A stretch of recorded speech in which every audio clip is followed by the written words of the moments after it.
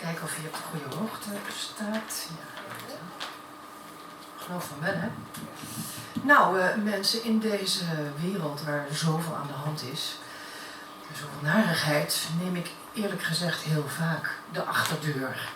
Mijn gedichten hebben er allemaal wel wat mee te maken, denk ik, als je wilt. Ik schrijf nooit zo echt helemaal in het thema, maar ach ja. Ik denk toch dat deze wel aansluit. Parijs.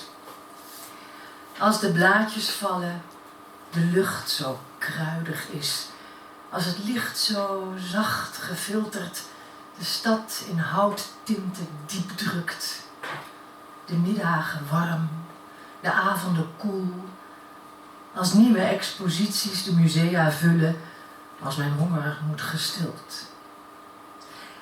Als de eerste bloesem op knappen staat, de hormonen dansen in het lijf van schone jongelingen, als de oude knarren hun hoofd draaien, zachtjes sissend, wanneer een mooie vrouw passeert. Als de zon je verrast en doet verbranden tijdens je eerste bezoek aan het park of een terras, als het kriebelt in de buik, dan moet ik erheen. Je cherche un billet de train, je cherche un appartement. Maar zelfs als koning Winter de straten bleek doet uitslaan, ik dode vingers krijg waar het bloed maar niet in stromen wil, kan mij het onontkoombaar verlangen overvallen naar Formule du Midi, club de jazz, des concerts, le canal Saint-Martin, la coulée verte. Pardon. Wandelen door les impasses, les rues, over de boulevard, de avenue. Le Montmartre beklimmen op de lange, steile trappen, hijgend, verder omhoog, op adem komen bij Le Bateau Lavoir, de oude village, Place d'Alida, de wijngaarden. Diep in de kraag, hoed op, sjaal om, dikke handschoenen, des billets de train, un appartement. Paris, toujours Paris. Paris pour toujours. Ik weet niet, deze was zo lang, ik weet niet hoeveel erin past in de tijd. Mag er nog één? Oké. Ja, ik heb er meer geschreven waar ik even moet kiezen. Ja. Nou, waar je ook de achterdeur naar kunt nemen is thuis. Daar waar je hoofd rust in het zachte kussen van vertrouwen. Waar de nestgeuren alle vezels doet ontspannen. Potten en pannen, vertrouwde kleuren, dat ene schilderij. De vlinderstoel. Een zachte vacht, gespin en kopjes geven. Een paar lieve groene ogen die in de mijne kijken. Alles op zijn plaats. Of juist telkens kwijt. Te veel schoenen onder het bed, de wasmand die uitpuilt, de thee die wordt gezet. De stem van een vriendin, een schaterlach, een plaagstootje, een verhaal. De kaft van een boek, de geuren van de inkt bij het openslaan, het ritselen van een bladzijde die wordt omgeslagen.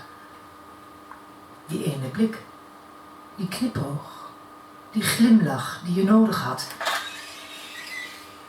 Het knappen van het haardvuur. De geur van brandend hout. De zinderende warmte die de kamers vult. Die arm, spontaan om je schouders. Dat pannetje soep op het fornuis. Het rijpe bezem. Het vers gebakken brood. Het kaarslicht. Die fijne schemerlamp. De vaas met bloemen. De fijnmazige varen op de vensterbank.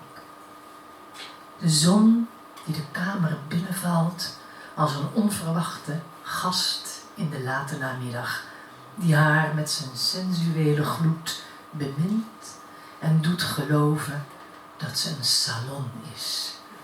Zoveel en nog veel meer is thuis. Mooi. Ik heb nog wel iemand die een beetje langer is. Ja, deze deze is die klein. Ja, kleiner, maar met veel impact. Ja, normaal waren ze kort, maar ze worden al langer en extra. Goed, dit gedicht ben ik schatplichtig aan Pieter Nicolaas van Eyck, die in 1926 het gedicht De Tuinman en de Dood schreef. Jullie waarschijnlijk wel bekend. Isfahan. Als ook ik straks word gehaald uit Isfahan, zal ik niet bang zijn. Ik zal de poort doorgaan en Baba zien. Eindelijk. Ik zal weten wie u bent.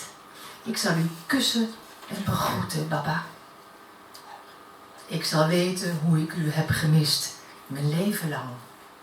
U zult mij herkennen, al wist u niet dat ik er was en ik ook komen zou, om u te zoeken en te vinden, Baba.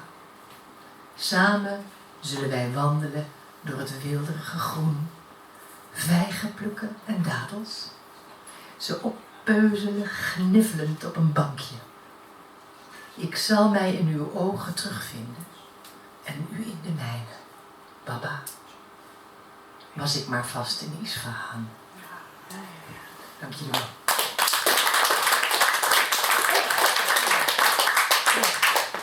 Merci beaucoup, Rodolphe. On va faire une petite pause.